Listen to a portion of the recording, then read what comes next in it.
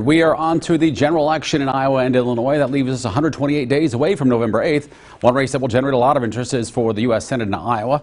Retired Admiral Michael Franken won the Democratic Party's nomination when he defeated Abby Finkenauer and Glenn Hurst in the primary. Now Franken will try to do something that hasn't been done in 42 years, beat Chuck Grassley. Grassley going for an 8th term in the U.S. Senate. Now Franken is far behind financially. He reported a little more than $250,000 in cash on hand in the middle of May. Grassley already has more than $4.3 million at his disposal.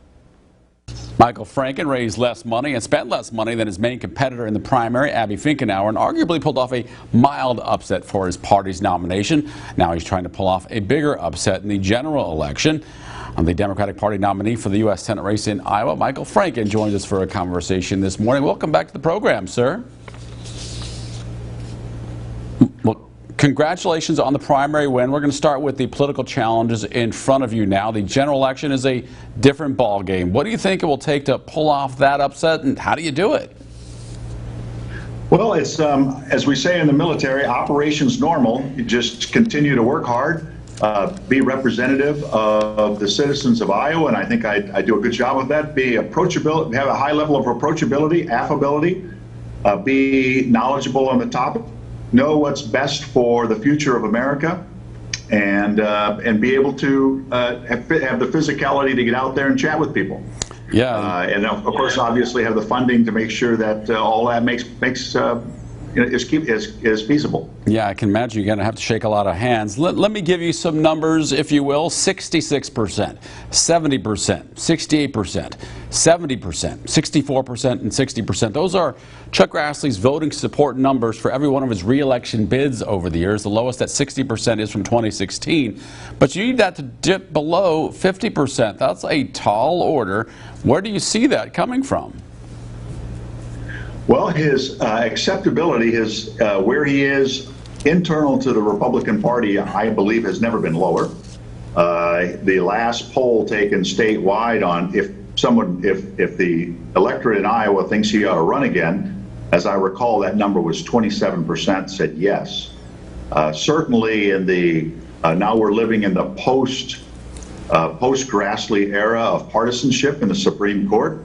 I don't believe he represented the needs and the desires of Iowans in his decision-making when he was in the judiciary. Certainly is a little tone deaf, or more than a little tone deaf, when it has to do with responsible gun ownership. There is no excuse for Chuck Grassley to say, I'm working on it.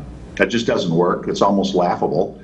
You've had 60 years to work on it in various elected offices. Another 6 years doesn't appear to be worthwhile. And also, passage of time. He took the full endorsement of Donald Trump, and I think against his better judgment, perhaps judgment of the Republican Party did that, or those that handle him, because that's going to haunt him. Donald Trump is now, you're seeing the full scope of where he was at the end of his presidency.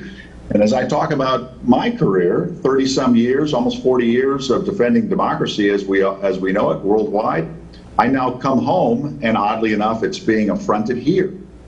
And he's got a lot to answer to. He has yet to really respond by what did you mean by Vice President Pence not being here on the 6th of January? What was all that about?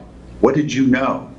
And he's been evading that basic question, and perhaps he'll get subpoenaed.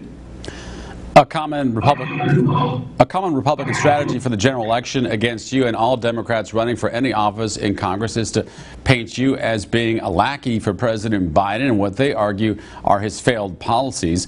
How will you counter that political strategy likely to come from the Grassley campaign? Well, I don't know if I certainly was in the Navy when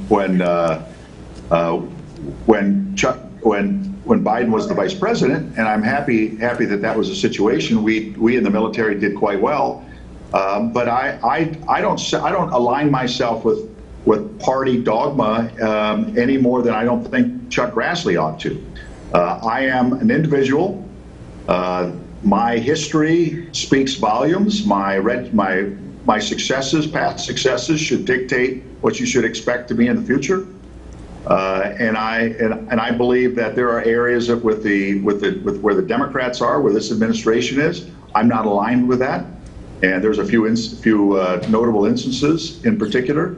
But all in all, I'm very happy with that our President Biden is trying to bring the country together against the woefully, I think, reproachable aspects associated with Mitch McConnell and the GOP. We'll put the conversation on pause for a moment. Coming up, what the Senate hopeful says can be done to address inflation. How much Congress should play a role. For the record.